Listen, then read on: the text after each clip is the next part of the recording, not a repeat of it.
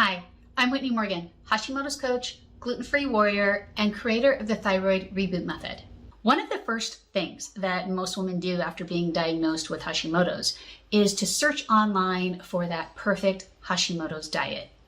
While there's no one perfect diet that's right for everyone, there's certainly an abundance of diet myths online when it comes to Hashimoto's. So in today's video, I am going to bust 3 common myths about diet and Hashimoto's. But before we jump into it, go ahead and hit the subscribe button and the little bell next to it so you'll get notified every time I post a new video. Myth number 1. Women with Hashimoto's should avoid cruciferous vegetables because they cause iodine deficiency and goiters.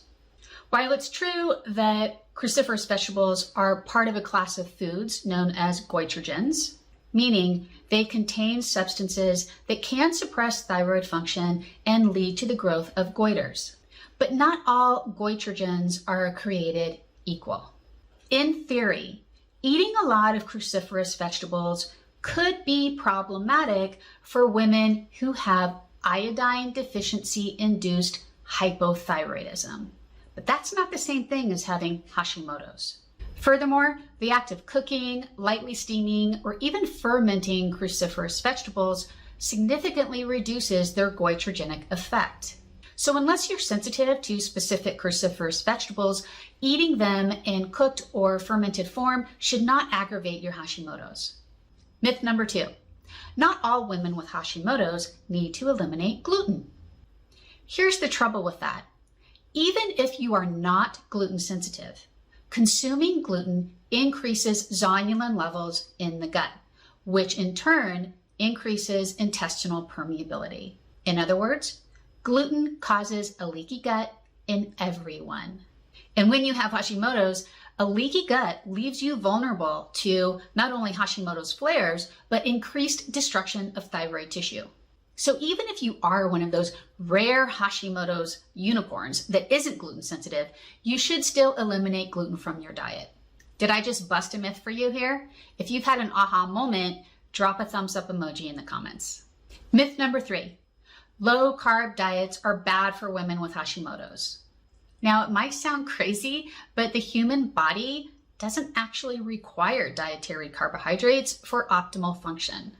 But because carbohydrates convert quickly into glucose, they're an immediate fuel source for energy production.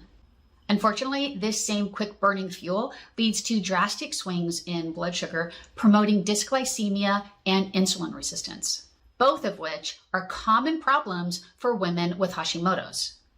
Maintaining blood sugar balance is critical when you're healing from Hashimoto's.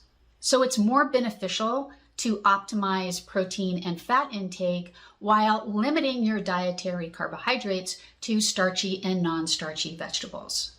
Furthermore, research studies suggest that low-carb diets actually help to reduce thyroid antibodies.